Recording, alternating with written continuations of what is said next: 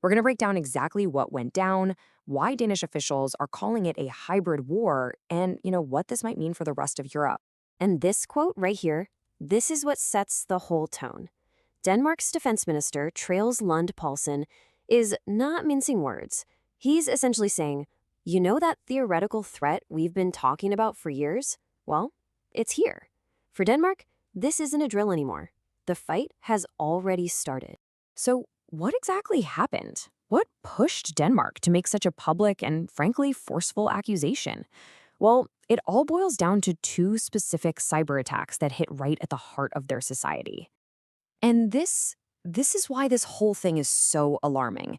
It's where the digital world smashes right into the physical one.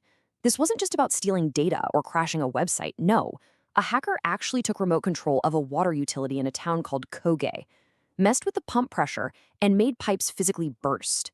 We're talking about tangible, real-world damage to critical infrastructure. Okay, so let's get into the specifics laid out by the Danish Defence Intelligence Service, or DDIS.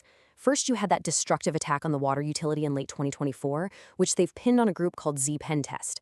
Then, almost a year later, a wave of DDoS attacks. That's when you just flood a website with traffic until it collapses, hit their municipal elections. That was attributed to another group, no name 057116. And here's the kicker. The DDIS says both of these groups have links to the Russian state. The reaction from Copenhagen was fast and serious.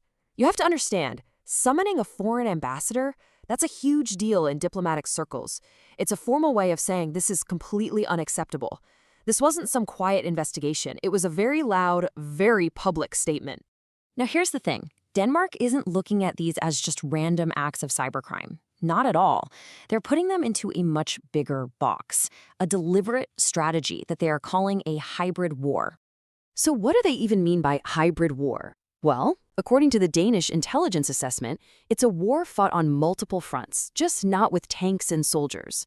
It's about using tools like cyber attacks and disinformation to create chaos and insecurity inside a country.